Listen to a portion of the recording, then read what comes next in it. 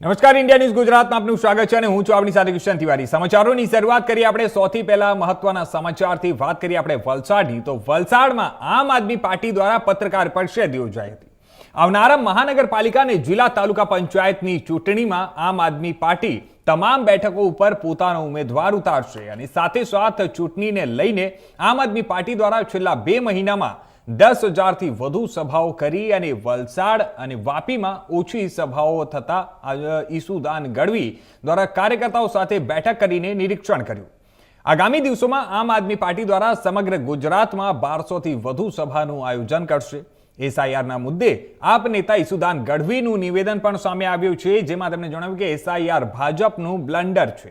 મણિનગર વિધાનસભામાં એક જ મકાન નંબરમાં અલગ અલગ જ્ઞાતિના અનેક લોકો નોંધાયાના આક્ષેપ પણ કરવામાં આવ્યો છે। મૃત્યુ પામેલા કે ડબલ નામના ઓઠા હેઠળ જીવંત મતદારોના નામ કમી કરાયાનો આક્ષેપો ઈસુદાન ગઢવી દ્વારા કરવામાં આવ્યા છે। ત્યારે જણાવી દઈએ કે ખેડૂતો, શ્રમિકો અને ડિમોલેશનનો ભોગ બનેલા જે લોકો છે તેના નામે મતદાર યાદીમાં ગાયબ થવાની પણ શંકા છે। આપે જાહેર કરી હેલ્પલાઇન નંબર, મતદાર યાદીમાં ફરી નામ નોંધાવવાની એના માટે પ્રક્રિયા પણ શરૂ કરાઈ છે।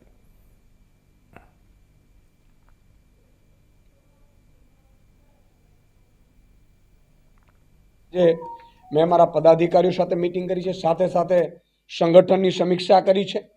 સંગઠનને પણ આજે કેટલીક માર્ગદર્શન જે આપવાના હતા એ આપ્યું છે। આગામી મહાનગરપાલિકાની, તાલુકા, જિલ્લા પંચાયતની ચૂંટણીઓમાં આમ આદમી પાર્ટી તમામ ઉમેદવારો ઊભા રાખશે, મજબૂત ઉમેદવારો ઊભા રાખશે અને આગામી 15 દિવસમાં ઉમેદવારોનું સિલેક્શન શરૂ થવાનું છે। અમારી સમિતિઓ ડિક્લેર થશે। સમિતિઓ ડિક્લેર થયા પછી સમિતિઓ નિરીક્ષકો અહીંયા વિઝિટ કરશે અને એટલા માટે આ એના પહેલાં મારી વિઝિટ થઈ છે। આજે સંગઠનમાં પણ જે નાની મોટી સભાઓ અમારી ચાલી રહી છે। આપને આશ્ચર્ય થશે મિત્રો કે છેલ્લા 2 મહિનામાં મહોલ્લા અને ગામમાં 10,000 નાની મોટી સભા મિટિંગો કરી છે અમે।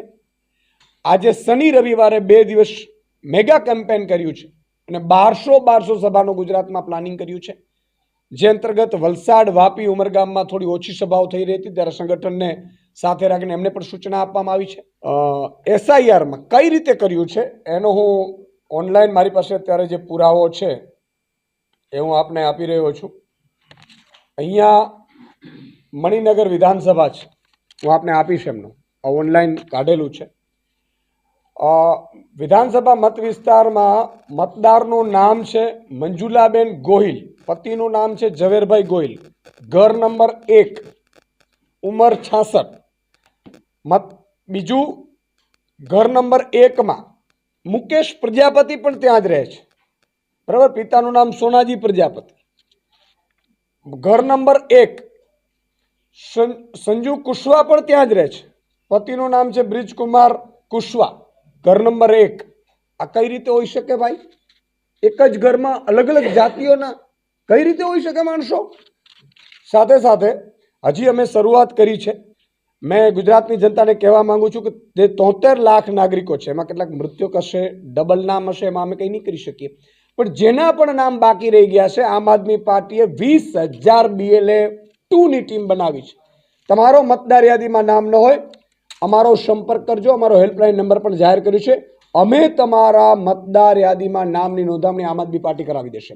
સાથે સાથે ભાજપે જે ગડબડ કરી છે એની હું વાત કરી રહ્યો છું કે બેફામપણે આ નામો છે એડ કરી દેવામાં આવ્યા છે, નામો રદ કરી દેવામાં આવ્યા છે। આટલાથી અટકતું નથી। આ જે પછી પ્રદીપ વર્મા પણ ઘર નંબર 1માં છે, હરેશભાઈ ગોહિલ ઘર નંબર 1માં છે, ભાવનાબેન ગોહિલ ઘર, આ ઓનલાઈન છે। હજી આનો અમે વેરિફિકેશન કરી રહ્યા છીએ, બધી વિધાનસભાનું વેરિફિકેશન કરી રહ્યા છીએ।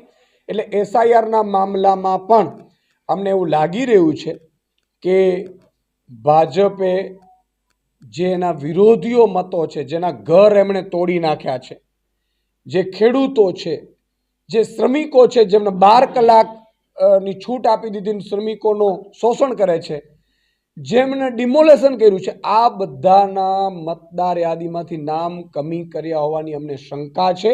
એટલા માટે અમે 20,000 ગુજરાતમાં લોકોની, સંગઠનના લોકોની ટીમ બનાવી છે। ગુજરાતની જનતાને અમે કહેવા માંગીએ છીએ કે SIRના મામલે આમ આદમી પાર્ટી જો તમે મતદાર હશો